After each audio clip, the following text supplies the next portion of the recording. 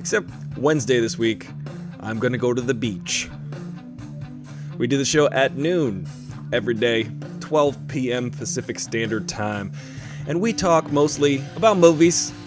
You know, I like movies, you like movies. If you're here for the movies, you're in the right space. If you like music and popular culture, and perhaps the things of the day that are going on that are bothering you, that are on your mind, that you'd like to talk about, we talk about those things here. Because you know what? It's a positive place to be with you and me. Aristotle Full Throttle. Today we're talking about alien invasion movies. Isn't that very comforting and settling? Alien invasion movies. You know, like those times, all those movies that were inspired by the Cold War.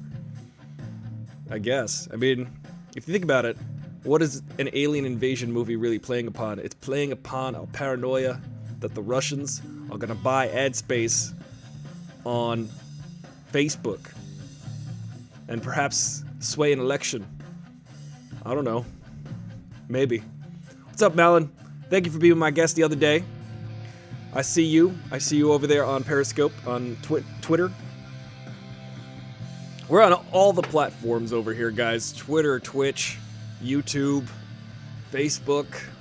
You know, we're buying some ad space on Facebook. Why don't we buy ad space in Russia and help get Putin unelected? You know that Vladimir Putin is going to be like, he set it up so that he could be the president of Russia for like the next 127 years. What's up, Angie? Angie's gonna be our guest on Friday. Welcome. Excited. I'm excited. Does a British invasion count? Yeah, the British invasion by the Beatles was totally fine. We're allowed to have some Beatle invasions. Foreigners are called aliens, and Foreigner also saying,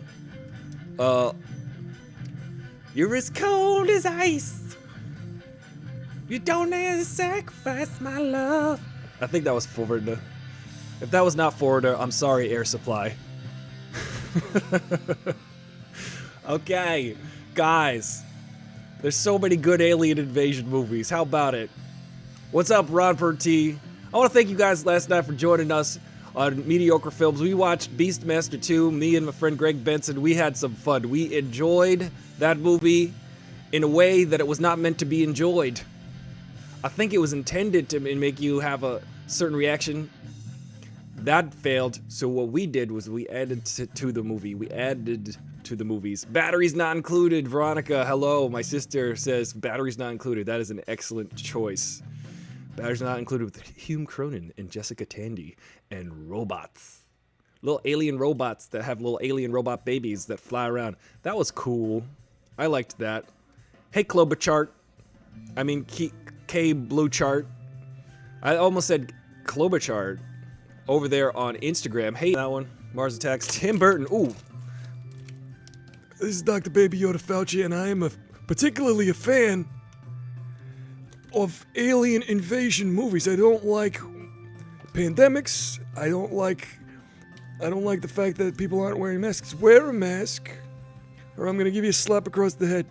I'm gonna give you a crack on the. I'm gonna give you a knuckle sandwich to eat for lunch today.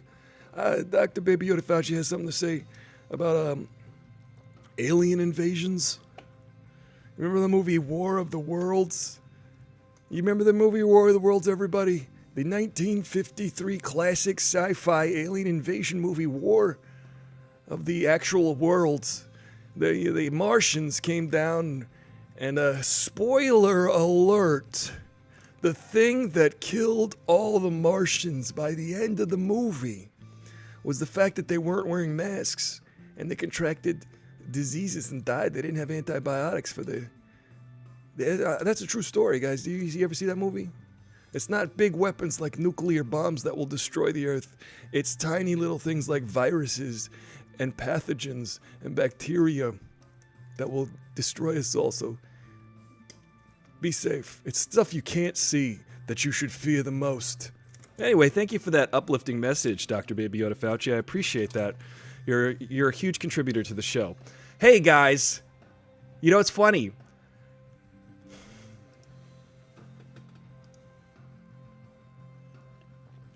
I'm going to read some hot topics right now. Hot topics is what we do. We do current events at the beginning of the show because we want to get like we want to stir up the pot. We want to get all excited about what's going on. We want to say, hey, I don't like that. And then we want to say, oh, that was nice.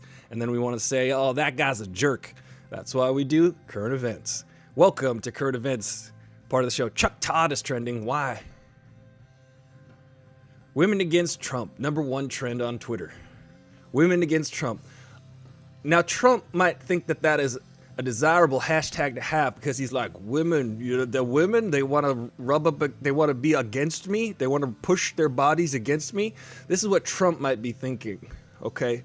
Women against Trump, because Trump he's got a bad brain, and he's probably thinking that.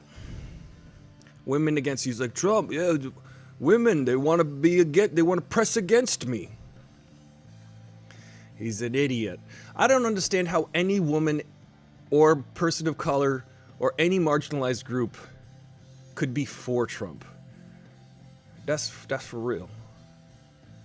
How can any human being in general be for Trump? I feel like you'd have to be just in his immediate family to be for him. And that's only because you're like, you don't want him to wander off the lot, you know? Tucker Carlson's mom said, oh, he's a jerk. That's what Ron Pertee says. I agree. Tucker Carlson is this guy. He's always so angry, Tucker Carlson. He's angry at nothing, too. He's always angry. It's like, what? The moon? Like, what is this moon that we have in the sky every night? I mean, it's too bright, but it's super dim. It's not enough to fill the sky like the sun. The sun is way better than the moon. Like, he's just angry about nothing. The moon, it's like, it's there, it's not. Sometimes it's full, sometimes I can't even see it. Come on, make up your mind, moon. What's wrong with you, moon? That's my impression of Tucker Carlson being an idiot. The liberals want you to like a thing that kind of shows up once in a while, like a full moon. Why isn't it here every day? Make the moon great again. I'll tell you, some of these current events are stupid. Most of them are. Proud of Taylor. Proud of Taylor is a hashtag right now. Are we proud of Taylor? Is this Taylor Swift we're talking about? Are we proud of Taylor Swift right now? Are you proud of Taylor Swift? Now, Taylor, I'm going to let you finish. I'm going to let you finish, Taylor. But Beyonce just came out with Black is King, and that's one of the best albums of all time. Imagine every year Taylor Swift comes out with an album, Beyonce comes out with an album, and Kanye's invited to that award ceremony. That would be hilarious that if it was like 12 years in a row of like, yo, Taylor, I'm gonna let you finish. 12 years of I'm gonna let you finish. Why are we proud of Taylor Swift, everybody? K Blochard does not like Taylor. No likey Taylor. I like Taylor Swift songs. I like a couple Taylor Swift songs. I'll tell you one thing that I take issue with Taylor Swift, which is really dumb. Neither here nor there, but years ago, she was playing an award ceremony, and she was playing what looked like a banjo. And if you're a fan of musical instruments, you would have noticed that it was just a guitar, but with a banjo body. And here's why I'm a stickler on that, and Malin might back me up on this one. The banjo is notoriously incredibly difficult to play. You have to be like really good at the banjo to be worthwhile to play in a band at the banjo. Otherwise, it just kind of sounds like a couple twangs here and there. You got to be like chicken picking banjo playing. Now, Taylor, she's a guitar player. She's pretty good at that, like playing rhythm guitar. So she played this rhythm guitar, but it looked like a banjo, and I just feel like it was almost like a little slight virtue signal. Uh-oh, my microphone fell. It seemed like a virtue signal of like, look at me, I'm a really good musician at guitar, but I don't know if that's a virtue signal. I just think it's her signaling her expertise at an instrument that's difficult like the banjo, but it was just disguised as the guitar. And I found that to be misleading. I was like, Taylor, I'm not gonna let you finish that. Taylor Swift's the number one album, the first female artist to debut at the top 5 Billboard Hot 100 in this century. Good golly. Well, good, Taylor. I'm proud of you. Proud of Taylor. Well, I'm proud of... She's already rich and famous. No, that's pretty good. Taylor's always, you know, being swift about things, I suppose. Let's look at some other trends, shall we? Number 3 trend. We're going to go down the trends. This is what's going on in the world, ladies and gentlemen. Veronica says, reading his niece's book, supposedly he paid someone to take his SATs. Tucker Carlson's mom said, oh, yeah. You know, Tucker Carlson, you know, Tucker rhymes with the word that I think of when I think of Tucker. Let's see. Army Selkaday, ARSD. I don't know what that is. Sony, PS5, PlayStation 4 controllers will work with PlayStation 5, but will not with next-gen games. Neat. Well, they didn't future-proof their controllers for the next level. Hey guys, hang out up there on YouTube. I can't quite see your comments because you know why? Because it happens that sometimes friggin' this Restream third-party system does not like to see your comments. It does sometimes. There you go. Mars Attacks was your pick, Angie. That's what I thought. Having a legit argument with a pen pal group and the Texan who's literally dying from COVID and is still defending Trump. Yeah, there's some magical potion. There's some magical alchemy that the Trump campaigners do, and this is what they do. They say, oh, this is something that's in your best interest, but not in mine. Let me figure out how to make, or the other way around. This is not in your best interest, but it is definitely in my best interest. I don't know if I said that right the first time, but I'm doubling down on that. They just say, how do I get you to not like yourself? How do I get you to vote against what you actually need and support me, which is like the absolute opposite of what you need? Me being a rich white person or something like that, say. That's generally the Republican Party. That's generally, if we're generalizing, Herman Cain, rest in peace, because he died from COVID last week, guys, because he didn't wear a mask at the Tulsa rally that they held within June 19th in Tulsa. I just want to remind you all that. The Tulsa the massacres in Tulsa 100 years ago. Guys, we are living in an ugly time. It's weird. It's a trending. He now co-owns the XFL. Look how weird this time is. There's a thing called the XFL. How weird is that? Why would you want to even own that? I watched the XFL once, and I was like, is that the arena football, guys, where they're in an arena and they're running like 10 feet and just smashing each other? They're like, how do we score more points and also more concussions? XFL. So that's what they want. That's what people want to see. They want to see smashing together. You know, I always find it funny. Ooh, I'm overmodulated. Sorry, guys. I always find it funny with the Super Bowl. When I watch the Super Bowl every year, that's the only football game I watch each year. It's pretty entertaining, actually, for the commercials and whatnot. But all of the commercials, if you noticed, it's not so much anymore. But definitely the 90s and the 2000s, all of the most popular commercials from the Super Bowl, and I'm sure there are like reels of supercuts of all the different commercials from those eras, they all involve just two massive components. Either a very beautiful lady or a woman or some kind of sexual innuendo, and like extreme cartoon violence. There's only two things that you put in the stew for a Super Bowl commercial. Someone getting hit on the head or punched in the face by like a beautiful woman.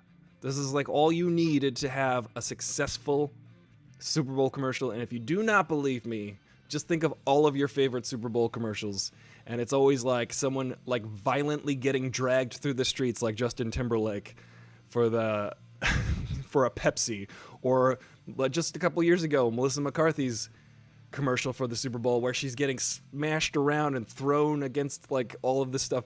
You're like, okay, so we're really appealing to that inner lizard brain, that inner part of our brain, the amygdala, which only cares about like, I need to have sex, I need to sleep, I need to punch something, I need to run away, I need to sneeze. I don't know what else the amygdala does. But guys, when you're in a heightened state of awareness, ask yourself, is this my amygdala talking? Is my lizard brain, is that what's taking over my prefrontal cortex, which helps me reason and think? Republicans out there, ask yourself that. Guys, get this. I was thinking about this on my long hike yesterday. This is funny. Check out the Lincoln Project. If you are a fan of liberty, check out the Lincoln Project. It's a group of Republicans who are actually creating advertising and propaganda against the current president, but using the tone and the techniques of the Republican Party, which is what they've always used, which is in fact scare tactics and fear-mongering. Now, also notice this distinction. Whenever you have a very liberal orientated advertisement or campaign, it's always hope and feeling good, and what are the things we can do to uplift each other and help each other up, and there's hope and there's a future, and we're feeling inspired. This is the messaging usually that's on the left, and the messaging on the right is they're coming to get you. They're gonna break in your house. They're gonna steal your things. They're gonna they're gonna put their feet up on your coffee table and eat your cheeseburgers in your living room. You don't want brown people doing that. That's basically their messaging. It's always fear-based. The right is fear-based. It is. I'm sorry to say. They want you to be scared of whatever. They want you to be scared of they want you to vote through fear. And left wants you to vote through potential and hope. And both are fundamentally flawed. I'll say that. But at the same time, I'd rather feel that there's a direction to go in instead of a direction to run from. Personally. Thank you. Actually, Angie's favorite is Sexy Mr. Clean. That's true though, but guess what, Angie? That involves sex. It's the sexy part. It's either sex or violence that is in the Super Bowl commercials. Although in recent years, I must say, it has started to change more into like inspiring, hopeful military messages. The military will inspire you, and Scientology, and also Scientology commercials.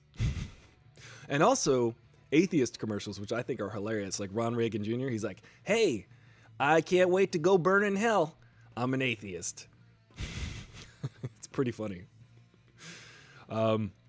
Anyway, become an atheist. I don't know. I don't like any group that's like, we don't believe in anything. Join us. It's at the same time, I'm like, listen, it's cool that you don't, like, the whole point of atheism is to, like, just not participate. It's literally the non-participation of something. And that's atheism. So to join a group, or it just seems weird to me. It seems counter atheist, really. Hey, Jimmy James, we're thinking of you, man. I know that you're going through a hard time, Jimmy James. Welcome. Let's all send Jimmy James and his family our thoughts. It's a really tough time, guys. It's a really tough time. We're dealing with so much right now. We're dealing with a lot. And I'll tell you something. If you could do one thing a day, if you could just do one thing your whole life, that would be pretty sad, actually. Just try to do something once a day. Actually, do one thing a day. If you could do one thing once a day, call it a day and say, look, it's a pandemic. There's really nothing. I got my hands tied. But you gotta, let's send our support over to Jimmy James, because he's needing some thoughts and appreciation right now. It's a tough time. This is like scary, man. This is a scary time. It's a scary time. And this is why we got each other. This is why we have stuff like this. I'm grateful for social media. I say social media because I'm from New York. New York, I say that between New York and Boston, there's a law of conservations of the R sound. Ah. So in Boston, they say ka, right? They get rid of the R, but the R is always conserved. It moves down the coast to New York City, where they put R's where they don't belong, like idea. I got a really good idea. The law of R conservation. It's between the megalopolis of New York and Boston. You will never lose an R. All the R's that don't get used up in Boston get added to words in New York. That's what I've noticed in my life. Ara. The conservation of R's. Park your car in Harvard Yard. Hey guys, I got an idea. Oh yeah, Angie, you know it's funny. I read a book about accents and stuff like that, and they doubled down so hard on the R in the southern United States. It's true. The southern United States has a very particular R sound that is unique in all of English. So there's like, how y'all do? There's no R in that. What?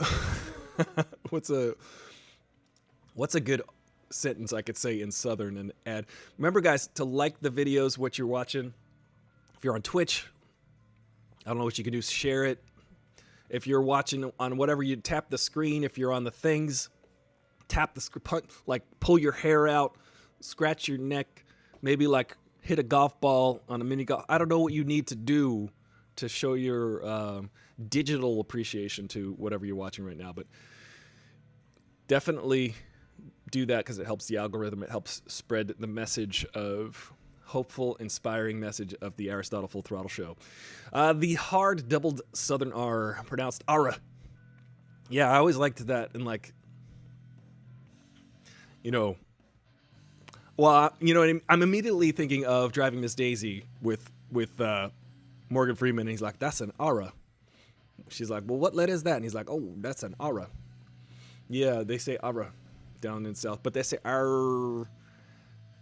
I'm going to go get my car. It's a very difficult R sound. And guess what? The Southern United States English, the lexicon, the verbiage, the actual, the figurative language that people speak in the Southern United States is the most figurative of all of English, guys. Including all of UK, all of like Ireland, all of the English-speaking countries, the Southern United States has the most colorful figurative. It's like a hat on a hot tin roof. It's raining like it's Jesus was crying on a Sunday. They say so many different things in the South that are just, you're like, wait, what are you saying? I have to decipher this. I have to use my decoder ring to understand Southern English. It's actually pretty interesting. It was like two big loaves of bread. It's gonna be underneath my feet like hot biscuits, and just sliding off a hot tin roof was gonna. We was down there like it wasn't like a Sunday. It was like a Tuesday in the wind. You know, they just don't even. They're not even saying anything. I don't think.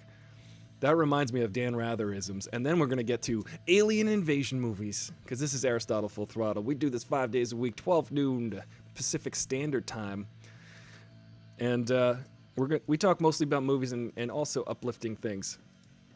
Dan Rather metaphors. Let's read a couple of these Dan Ratherisms. Dan Rather said, "This will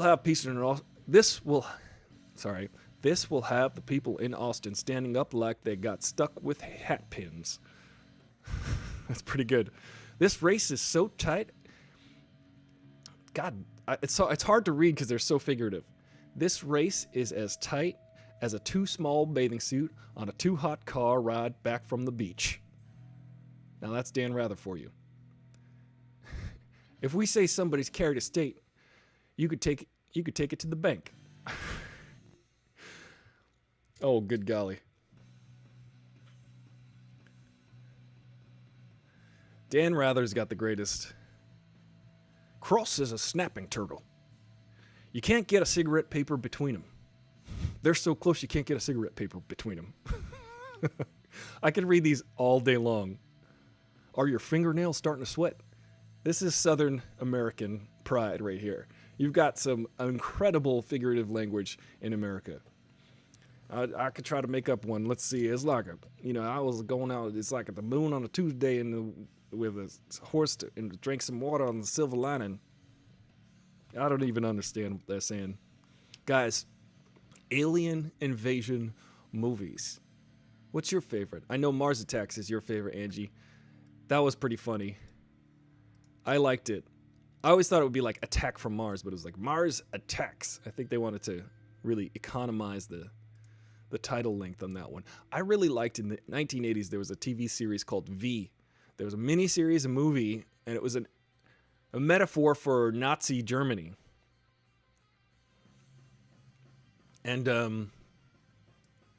I was watching Beastmaster 2 last night with Greg on Twitch. You can probably catch the replay of that. Go over to Twitch/Mediocre Films, and you can watch us making fun of the movie Beastmaster 2, which starred a very famous actress. I'm going to remember her name. Ursa from Superman 2. Do you guys remember her? She's in Beastmaster 2. She's in a lot of movies, part 2. I mean, she's also in Superman the movie, but briefly. Sarah Douglas. Thank you. Sarah Douglas she was in Beastmaster 2. And then I was like, oh yeah, she was also Ursa in Superman 2. And oh yeah, she was also on the TV series V, which was about an alien invasion. And interestingly enough, 2 out of the 3 of those were definitely, she plays an alien. She's Ursa from Krypton. And she's got the superpowers. And she's a real pain in the neck. Hey, Ryan Burns from Ireland. What's up in Ireland? I like y'all in Ireland, except Irish is very difficult to read sometimes because it's not English. When I read signs in Irish, I'm always like, Ifa, Aoifi, Ifi. But it's a beautiful language. Irish is a beautiful language, guys. You guys could check it out. It's very lilting and lovely. However, the spellings are very difficult if you're not an Irish speaker. You got a great language, you've got a great culture, you've got great whiskey. Irish. I'm a quarter Irish, guys. Black Irish.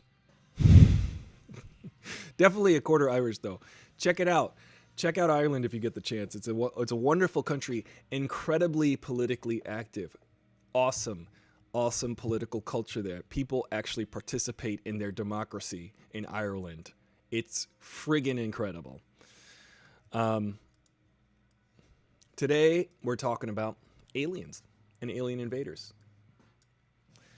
And I got to tell you, some of them are really great. I mean, Battle Los Angeles. I don't know if you guys saw Battle Los Angeles or how you feel about that, but I kind of enjoyed those Battle for Los Angeles and the Skyline movies. They're bad. They're freaking terrible. So bad. But I don't know. There's just something about that feeling that you got to fight off. You got to beat off these aliens.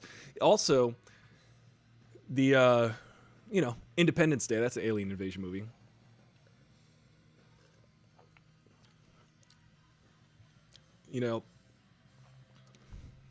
It's quite the interesting theme, alien invasion. Do you think we're ready for an alien invasion? Do you think we could fight off do you think we could sorry about the 8th grade humor. Do you think we could beat off the aliens if they were to come here? So it's very childish. Very childish. This is not the kind of humor we do dad humor here, not child humor. We do adult dad humor. Dads without kids. That's my support group that I go to. Dads without kids. Dad jokes with no children. You're allowed to make dad jokes even if you don't have kids. It's allowed. We aliens. Critters. Oh, that was a good one. Critters was an alien invasion movie. Remember that one from the 80s, the early 80s? That was really cool because it had this really interesting new wave music aesthetic. Like the aliens were cool looking, like they were in some kind of what do they call that? The early 80s types of music. New wave, I guess it was called. They were like they had new wave haircuts because they were aliens and they wanted to blend in with the local pop music scene. And the critters, they had little spikes in their backs like porcupines, and then big ugly faces. The critters were tiny, and they rolled into balls, and they shot spikes in your eye. Critters came out the Invasion of the Body Snatchers. Yes, Ray Burns. It is a fantastic movie. I gotta say, there are several versions of Invasion of the Body Snatchers. I freaking loved the original Invasion of the Body... Well, not the original. The remake from 1978 or so with Donald Sutherland. And it's really incredible. It's even got Jeff Goldblum in that movie. That movie is like 42 years old, and Jeff Goldblum is in it. Jeff Goldblum... I don't understand how old Jeff Goldblum must be. He must be a clone of himself. He must have really gotten cloned when he was in Invasion of the Body Snatchers. Remember that? He's like, oh, these aliens. Yeah. This seems like I'm inside of a pod or some kind of telepod. Except I feel like I'm in a corn husk. I'm growing a new Jeff Goldblum. My favorite thing about Jeff Goldblum was he's always fiddling with his glasses. If you watch The World According to Jeff Goldblum on Disney Plus, he's always like,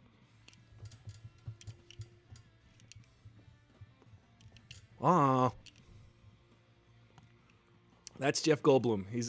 His glasses don't seem to work. He's always... Wait. Well, what? Is this ice cream? What is... He's always surprised by, like, the most basic things. He'll be like, it's seems to be like a writing device that you just press this and now you can write. Jeff Goldblum, stop being so surprised. Stop being so... Jeff Goldblum, stop being so surprised. I think that's really what we need to say. Veronica, how dare your phone need charging? Jeff Goldblum. He's an alien invader. He's in Independence Day. How many alien movies is Jeff Goldblum in? They did look like ugly hedgehogs in Critters. You know what? Also, there was a movie, Critters, and then there was another movie, Ghoulies, which was similar. Yeah, wow. Look at this. Look at this. You have it's a thing, and the water goes in there, and and you drink the water. Jeff Goldblum's always happy about basic things. Maybe Jeff Goldblum can all teach us to appreciate life. Yeah. He's just very confused all the time. Confused and surprised. I think Jeff Goldblum... I just recently rewatched The Fly. You ever watched The Fly? That was a scary movie, for sure. Very gross. And my favorite part of The Fly is... Every part is a great movie. It's a gross movie, and it's great. If you've never seen The Fly, get ready to throw up your... I know we're talking about alien invasion movies, but also Jeff Goldblum.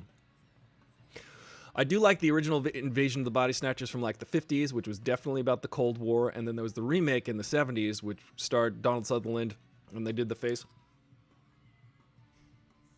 which is really cool. Scary. You can't fall asleep, because as soon as you fall asleep, the little plants, they grow around you, and then they shrivel you up, they suck all your juices out, and then they grow a new version of you that's controllable and compliant, which is the metaphor for like, I don't know, communism. We don't want that. And then there's one with Daniel Craig called like Invasion. Daniel Craig, that was pretty good. And then there was another one too. There were two that came out within like 5 years of each other, where these alien plants, they basically turn animals into plant animals. Invasion of the Body Snatchers movies. There's several. I think we're due for one, right?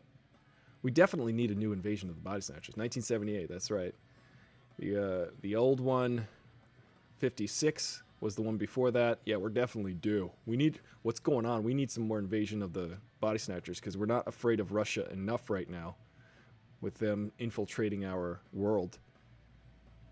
That'd be interesting. I'd like to see I'd like to see a new one. There was one in the 90s, wasn't there? 1990s. I think it had Daniel Craig and, yeah, Body Snatchers. Yeah, there was a movie called Body Snatchers in 93, and then there was like another one called like The Invasion. But it's just a really great, scary premise. Just, you can't fall asleep. That's the one thing we like to do at night, isn't it? I like to fall asleep. But you can't do it because you're going to wake up as an alien and be like, this is fine. I think that's what's going on right now with a lot of people. They're just falling asleep and waking up and being like, everything's fine. America is great. We don't need to make America great again. It's already great. Let's keep it great. Cowboys versus Aliens. Angie, way to bring up Cowboys versus Aliens again. That movie I thought I was very excited about when I went to see it. I was like, this is a great title. That could have been an entire franchise. Cowboys versus Aliens. How fun does your imagination is just lit on fire when you hear the title Cowboys versus Aliens. I picture Clint Eastwood. Clint Eastwood shooting E.T. in the face. What the hell is this space monkey doing here?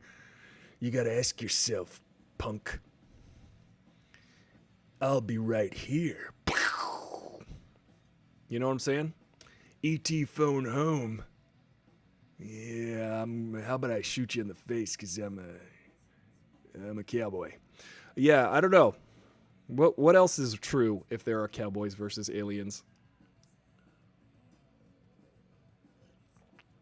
Angie keeping the show going real strong with They Live. What a good one. John Carpenter, 19. You got the greatest fight scene ever in the movies, and you got the longest car. Did you hear the car horn outside? I was gonna start to harmonize with it. Sometimes when I hear a car horn, I start to harmonize like.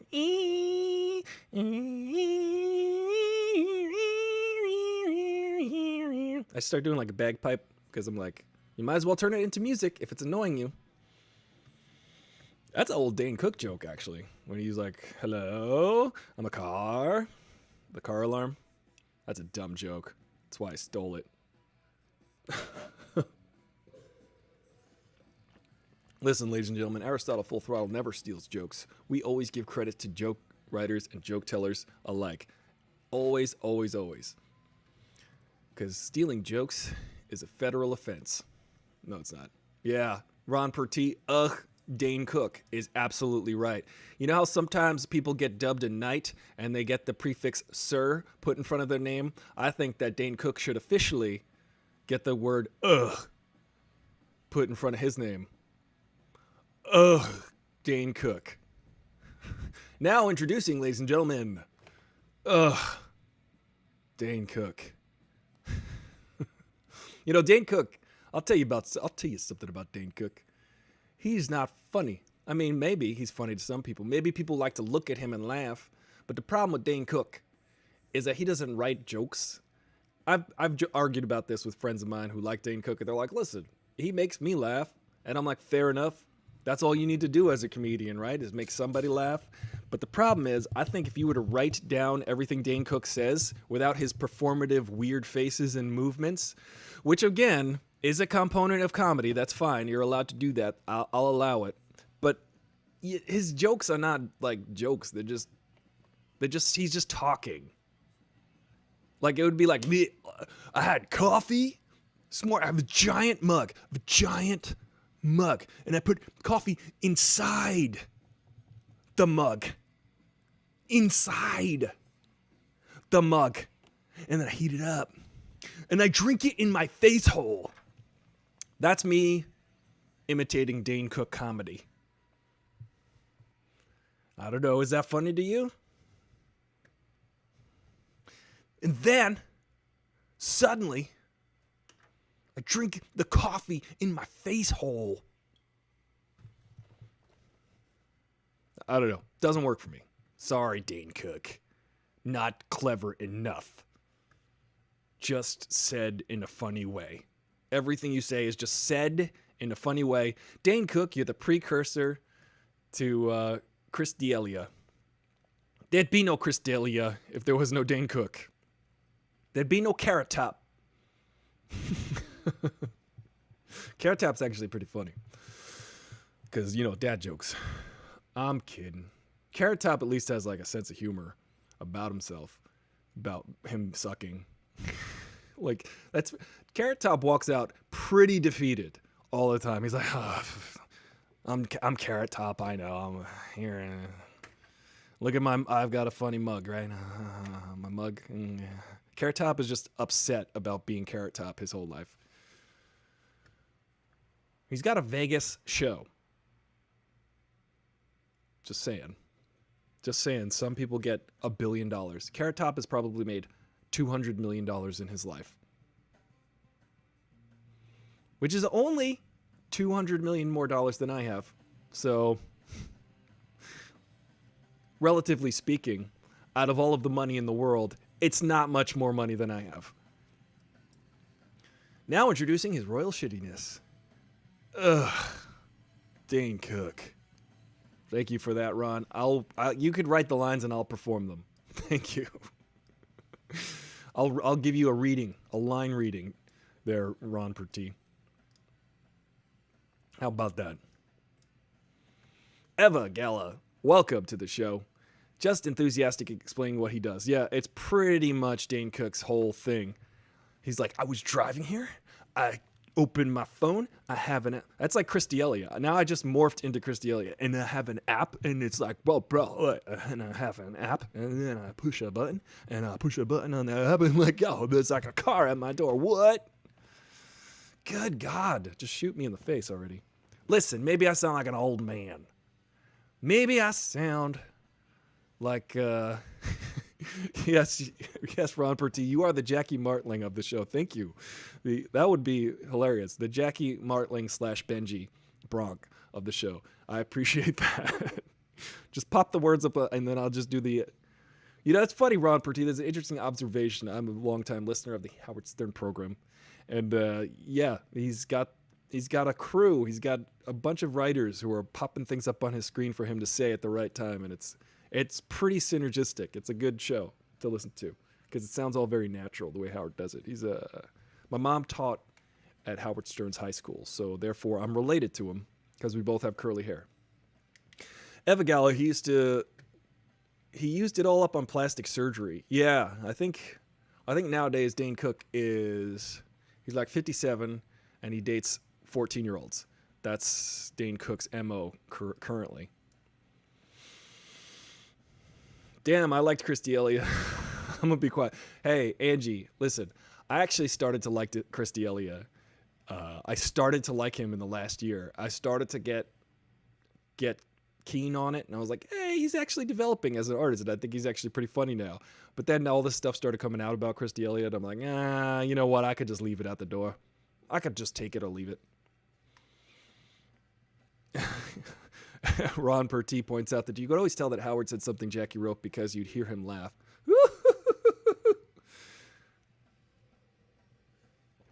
Very true.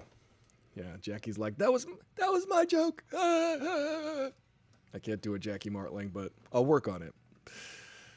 We're having so much fun talking about alien invasions. Remember, Superman 2 is an alien invasion movie, guys. You got Superman, he invaded Earth somehow, but he's actually trying to protect it and instill American values across the world. Imagine being in another country, and there's a guy fighting for truth, justice, and the American way, and he's super powered, all powerful. Could you imagine you're in like a third world country or another country, and there's America saying, hey, look, we've got the Ubermensch. We've got the strongest, toughest guy. Watch out. Our values outweigh your values. The American way. This is like literally what every country that's in charge is saying, hey, we're going to take over the world and create a new world order. And hopefully everybody will be like us now. Which is basically what China and Russia are doing right now. Look out, guys. Look out. You got some autocrats in those countries saying, look, we apply force to our people. The people stay in line. You should too.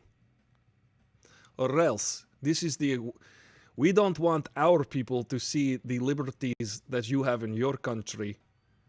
What a country. We don't want people in our country to see that, so we must destroy you. I must break you, America. so that you come apart and that we can show you as an example of democracy not working, because we don't want our people to rise up and actually be in control. We want to maintain power in our country. That's what's happening. Other countries are like, don't look at America, because they're doing a cool thing where all of the people are responsible for the government. And we want to do a thing where just a small group of people are in control of the population. And if our population sees that they can rise up and actually have create a country in which they are civically responsible for the country itself, like we are here in America. Guys, do your civic duty. If you're watching on Instagram right now, you can donate to the ACLU and help sue the government. That's a cool thing. I've got a fundraiser going on Instagram. Dave Chappelle is greater than Dane Cook. Klobuchar, Dave Chappelle is indeed greater than Dane Cook. They're both DC names, and Dave Chappelle is from DC. Look at all these connections. Dane Cook, DC, Dave Chappelle. And I agree with you. I think Dave Chappelle is greater than symbol 99% of all comedians of all time. He is greater than symbol all comedians.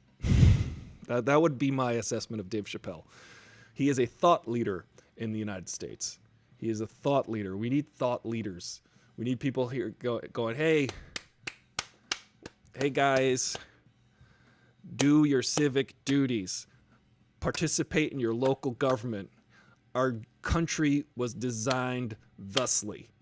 Our country was designed to be run by the people and not by the few at the top. This is what the few at the top want you to forget. But this country, the design is inherently supposed to be you and me are in control of the country. You and me, a majority of people, are the ones who call the shots, not a few. And Russia and China are like, there's a few people calling most of the shots, and that's how they want it to be. And they don't want to have that get messed up for them. So if you would like to protect liberty, vote this November. Because if you like our way of life with our iPads and our Netflix, if you like this way of life with our TikToks owned by China, if you enjoy this way of life, vote. Howard really has changed a lot. He has indeed, Ron Pertee. I think he has evolved, and that's a good thing. Ron Pertee points out Howard Stern changing, and it's true. That's a whole conversation for another day, but yeah, we could talk about that for sure. If I went to the same high school as Howard Stern, you went to the high school in Roosevelt. No, my mom taught at the high school in Roosevelt. My mom taught at Roosevelt High School for like 20 plus years, Ron Pertee. So yeah, guess who else went to that high school? She was a teacher. She retired a few years ago, but that was the school where she had her like teaching residency for a couple decades. And there were like several staff members that were still there when she started there that remembered Howard Stern, Eddie Murphy, Public Enemy, Dr. J, a lot of freaking super duper famous folks from that high school that went there. Chappelle is the greatest living comedian, Ron Pertee says. And it's hard to argue with that. I would like to see someone argue with that. A lot of people, comedians are interesting. I want to maybe talk about comedians another day. But that would be an interesting topic to talk about. Who, like, comedians, are they thought leaders? I think they help push the envelope of what we're currently all thinking, or maybe not. And I feel like it's okay to not like a comedian's joke and not agree with a comedian, but then to cancel the whole comedian just because you didn't agree with part of what they said is really tough for me. Like, I don't know. Like, there was a whole section of the Chris D'Elia special that I watched. Chris D'Elia or D'Elia, whatever. His last special on Netflix. There was a whole section of it I just didn't like. But the rest of it I thought it was okay. But overall, even though he was growing on me, I realized he was like a fungus and I needed to scrub him off. Folks would argue that he's not better than Pryor or Carlin. Yeah, Ron Pertee, I would say Pryor and Carlin are like the most genius, the biggest geniuses of comedy ever. It's hard to think that Richard Pryor was made of comedy. He'd perform 50 different roles in every story that he told, and it was the most, and he would always talk about the most painful and crazy experiences in his life, and you could not stop laughing. It was the weirdest thing. He could talk about catching fire and running down the street burning, and you would be laughing until tears came out. So it just shows you comedy is a way of healing. It's a way of gently healing and also cathartically healing. Carlin, just his brain was non-stop. Man to man was non-stop. Yeah, Richard Pryor was one of the greats. George Carlin had like a special on HBO, an hour-long special on HBO every single year for decades. It's hard for a comedian to come up with an hour in their whole career, yet let alone an hour per year that was just like friggin' flaming hot gold. Amazing stuff. We're having a really good, lively discussion today. I'm enjoying this a lot. Thank you guys for joining me. This is Aristotle Full Throttle. If you're just joining on Instagram and all of the other platforms, you can like the video on YouTube. If you're watching on YouTube, just go ahead and like the video, share the video. If you're on Facebook, I'm sorry I cannot see your comments because it's not fully integrated on this damn thing. I wish it was. I'm gonna work on that. I'm gonna work on this, guys. I'm gonna work on this technology getting better for me. I have fun here every day. Tomorrow, Justin Coloma will be joining me. My friend and filmmaker and TV producer, Justin Coloma, will be here, and we will be talking about the state of the industry, how the industry will be in the future. Hey, Condiland on Instagram. What we gonna do? How are we gonna make movies in the future? How are we gonna get back to work? I'm wondering. I would love to get back to work making movies. I would love to be back on set taking photos. I would love to be back on set being a jackass in front of the camera. I would love this. This would be so much fun for me because I can't think of anything else I want to do in life other than travel to Mars. Maybe I want to shoot lasers from my eyes. That would be cool too. But in the meantime, before we develop eye laser technology, I would like to just be working on a film or TV show. This is what I would like to do. And we got to figure out how we're going to do it. It's going to be difficult, but we're going to do it. But Justin will give us some insight on that tomorrow at noon. I'm excited. Wednesday, taking the day, going to go to the beach because I need that beach. Y'all know I need that beach. Thursday, TBD. But I'm looking to get a friend of mine who you will all know this guy. I'm hoping to get him on the show. And Friday, we got Angie. None other than our very own throttler, Angie. Angie N.O. I'm gonna reserve some kind of Comic-Con because I watched it. I watched part of it. Guys, I don't know. And Ron, we talked a little bit about that with Ron. But I know y'all like the DC, and maybe we'll talk about the Blackest Night. The Green Lantern series. I think it's Blackest Night. We should talk about those because that was pretty cool when they opened up Green Lantern to all the different colors of the spectrum, not just green like my shirt. Yeah, it's gonna be fun, guys. Oh, we gotta have a nice long Superman chat with her. Yeah, Romper T, Angie, we're gonna be talking about Superman and the Superman universe because, like America, I feel like Superman has gotten off track. I'm gonna tell you again, the only part of Justice League that I watch over and over again are the parts where they revive Superman and he's like, I don't know what happened. Let me just punch these guys because they're trying to punch me. And that was cool. That was really cool. And you can kind of tell that's the only part of the movie one of the only parts that Joss Whedon completely rewrote. And when Superman shows up behind Steppenwolf and he's like, I am Superman. You're like, oh, that's Superman. Finally. 3 movies later featuring the Man of Steel. Finally, he shows up to punch the bad guy. Finally. it was just such a relief to, and you hear the music, dun, dun, dun, dun, dun, you hear the John Williams music underneath. I love that they bring back those themes. They even brought the Batman theme back, very briefly in the Justice League movie. But those were Alien Invasions too, guys. These all count. So many good Alien Invasion movies. I did like V from the 1980s. That was a really cool one. If you guys ever get the chance to watch the miniseries of V, it is creepy AF. It's about aliens that look like us, but do they? Are they? And it also stars Mark Singer and our friend Sarah Douglas from Superman 2 and Beastmaster 2.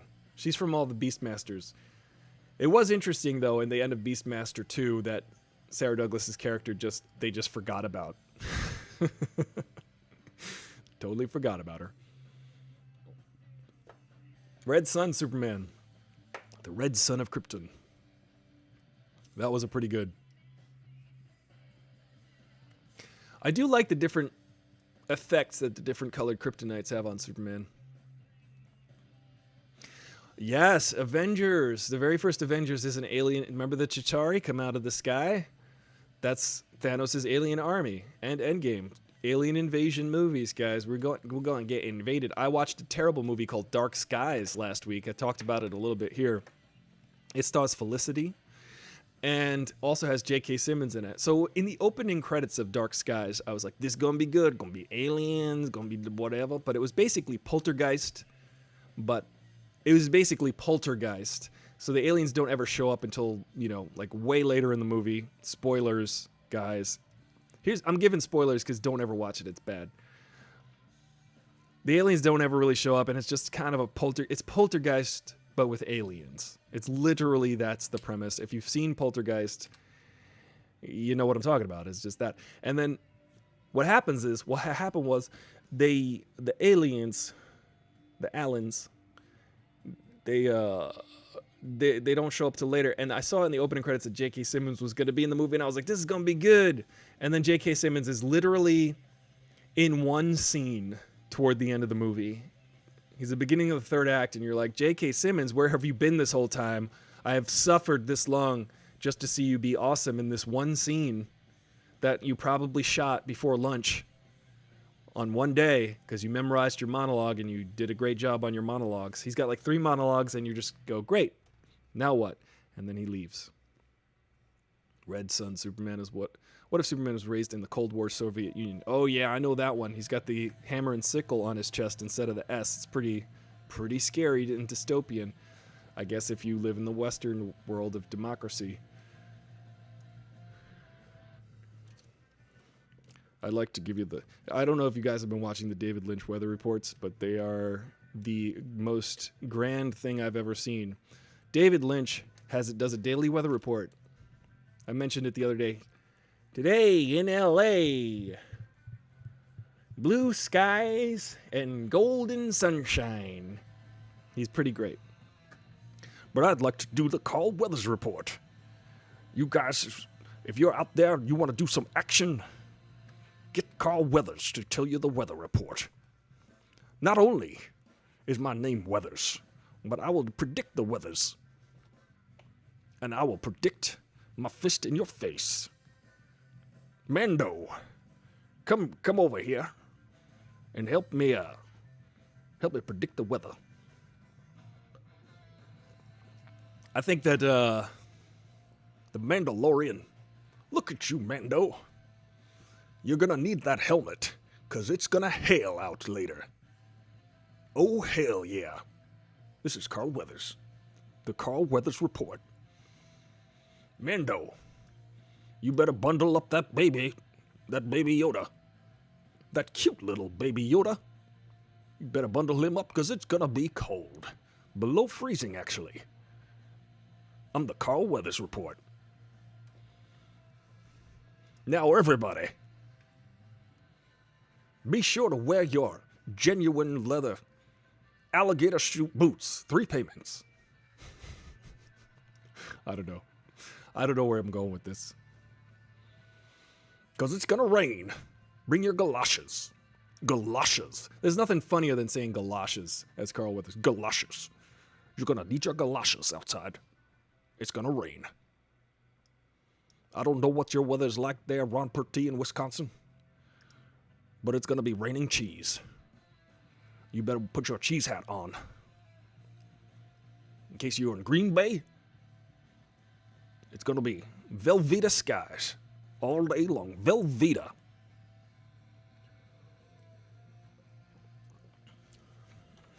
Jimmy James Cordova says weather personnel are the only people who get to keep their jobs, even if they're wrong. You know what, Jimmy James? Interestingly enough, that's true. It is a tough job because you literally have to predict the future.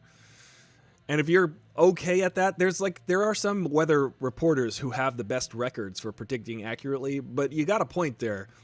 I get to keep my job no matter what. You know why? Because I will punch you if you try to fire me. I am Carl Weathers, and this is the Weathers Report. The Carl Weathers Report. Rock. I'm going to punch you out. You know, it's funny because the weather personnel, the weather person, literally exists because you like them. We don't really care about the weather. We just care about who's telling us the weather. And that's why I suggest you watch David Lynch tell you the weather every day. It's pretty... Here in LA, pretty still right now. We've got a little bit of cloud cover, which will all burn off by lunchtime. And all throughout the day will be joined by blue skies and golden sunshine.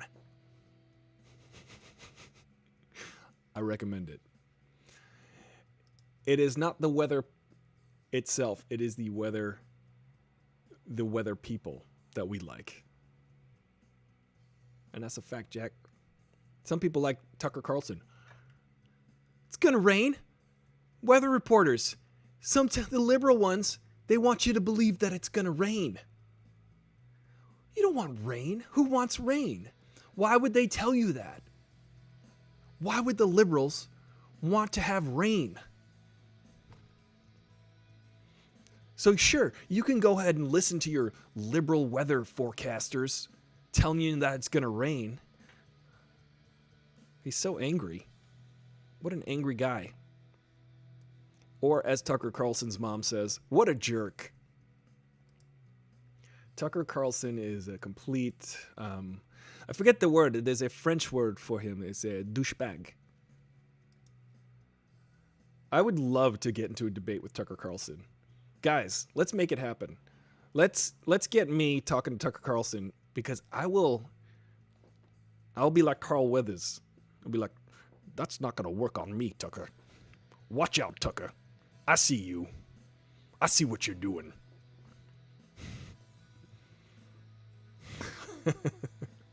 I'll dodge I'll just sit there and I'll just keep kidney punching Tucker Carlson the whole time. I think it would be really fun. I would have so much fun because he would sit there and really try to get under my skin and I just wouldn't let it happen. And I would be like, Tucker, you're so funny. I like your haircut. Where did you get that? Yeah, Candyland. Tucker Carlson is so incredulous about everything. Tucker Carlson squints. The liberals say that sandwiches... they want to outlaw sandwiches. What's more American than sandwiches? His mouth is always agape. And he's always squinting. He's an idiot. He looks like a dummy. You know why he looks like one? Because he is one too. We don't want no Tucker Carlsons. Guys, if you ever want to see an example of what money and corruption and having no soul whatsoever can do to a person, watch Tucker Carlson. The guy likes to just gin up fear and get you to try to be angry at things that are not worth your time.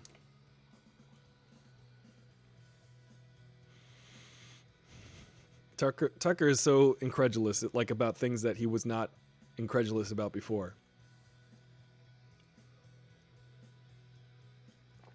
Yeah, he can't even stand the smell of his own words coming out of his mouth.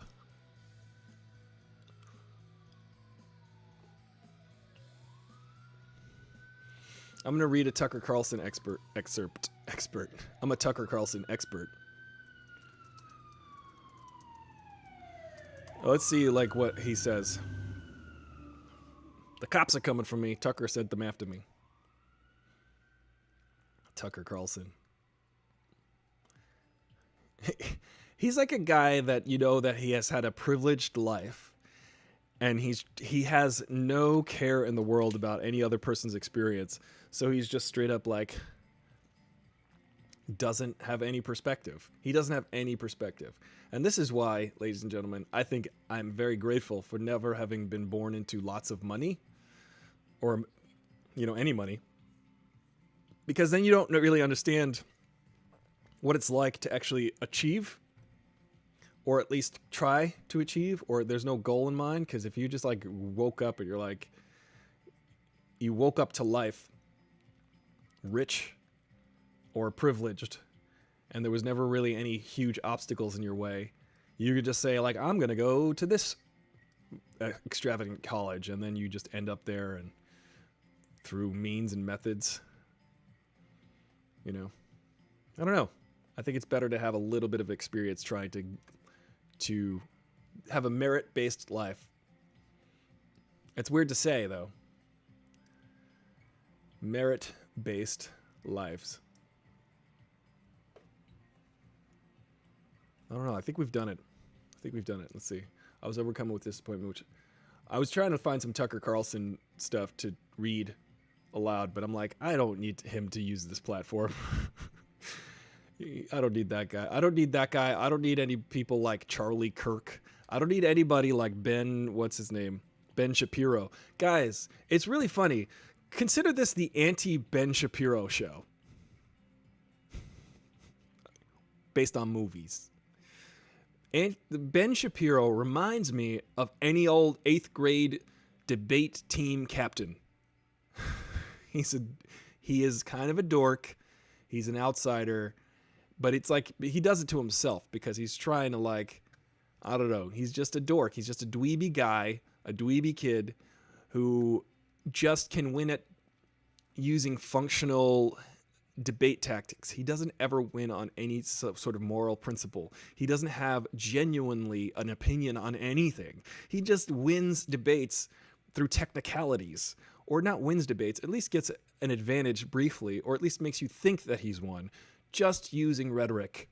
It's insane. The guy is completely opinionless, he's completely heartless, and he's completely mindless. He has nothing going on the inside. But how I really feel about Ben Shapiro is that he's a complete and utter waste of time, and as useless as Charlie Kirk. These guys are useless.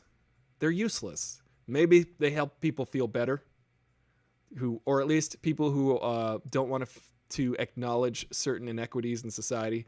They just want to like placate certain folks and say, hey, you did nothing wrong, which it may be true, maybe not. But it's a denial of a reality. So Charlie Kirk probably appeals to rich white dudes, which is like a thing in American society. That's like the ruling class, older rich white dudes. That is, you can literally add up the numbers, and there's like a small group, a very fractional percentage of the population, which happens to mostly be made up of rich white dudes who control all the money and all the power. And Charlie Kirk is like, yeah, let me protect that little core group. Let me help people feel better about themselves, being perhaps affiliated or associated with that very select group of small group of individuals. And then meanwhile, there's all of us Americans, you, me, black, red, white, everyone else who is not that select group of very small group of Tucker Carlsons and whatnot that and upward. Tucker Carlson's like the bottom feeder of all of them. It's just, and then there's everybody else, and we just need to get rid of these people. Not get rid of them, let them talk, but also, you know, go, hey, let me remind you, Charlie Kirk, you're a completely useless douchebag. I just want to remind you of that. It's funny how people give these guys power. It's funny to me. It's funny how these people are held aloft with their useless, dumb, racist, idiotic opinions. And then people take them seriously because maybe they have a clean-cut haircut and a suit and tie on. Maybe I'll start doing that. Maybe if I wear a tie and a suit and then have like a clean-cut haircut and actually say remotely intelligent things, it'll be a fair competition for idiots like Charlie Kirk who have platforms in which they can just vomit their idiocy all over the floor. God, guys, do not mistake a suit and tie for intelligence. I read John Bolton's book, National Security Advisor John Bolton. He was an idiot. He's an idiot. I don't know if the mustache, see, the mustache you can maybe misread and say, oh, look at that mustache. Maybe this guy's smart. It's like, no, only an idiot would grow a mustache like that. Like John Bolton. Idiot. Top level idiot. Guy who failed all the way upward. Guy who agreed to take a cabinet position by the worst president ever. Idiot. Dummy, dumb dummy, dumb stupid dummy. Idiot. I have no qualms about saying that about that guy because I read his words and his words are dumb. This show's taking a turn. But guys, do not let mustaches fool you. Do not let suits and ties think you... Just don't. Just listen to the actual words and look at the actions of these people and you can go, oh yeah, this guy's just dumb and he's dressed up in a suit. And on that note, with alien invasions, speaking of alien invasions, speaking of people dressed up in human clothing, I'm going to go take a nap. I think it's nap time. Tucker Carlson, Charlie Kirk are so bothersome, but I think Candace Owens and Larry Elder are even worse because when they spout bigotry, it's about the people of color whose messages are more credibly. It's bigotry about, what is it? BIPOC stands for, is that Black, Indigenous, and People of Color? They have those messages more credibility. Yeah, it's just there are people who have platforms who are dopey. So let's just try to like shake their platforms. Everyone's allowed to talk in this society, and I welcome it. However, if they go unchallenged, then we're not having a real democracy. We're not having a real debate. Ben Shapiro, I challenge you, Ben Shapiro, you idiot. You're a dope. Ben Shapiro, you're one of the dumbest people I've ever seen. But, you know, your debate tactics are pretty great for an 8th grade captain of the debate team. Debate tactics. I know debate tactics too, guys. I know them. So I'll just point them out. If I were to ever debate Ben Shapiro. Yeah. Yeah, these people are... Yeah, there's so many dopey people that are on a giant platform. Money will get you a position. If you get in a position where you're making a lot of money, you don't want to give up that position. Even if you're just saying the dumbest things possible. So that's why I pledge that this show never make any money. Actually, guys, if you want to support the channel, you can support it on Patreon. Patreon.com/AristotleFullThrottle. And if you watch on Instagram, you can help donate to the ACLU. I have a daily fundraiser on there for the ACLU because the ACLU is the only thing really fighting on your behalf these days. Besides yourself. If you go vote, do it. Go vote. All right, guys. Thank you so much. Y'all are the best. I appreciate you. We do this every day and we have a great time. And this was fun. It was very lively and exciting. Thank you guys so much. I'm Aristotle Full Throttle, your bro in the know with the fro.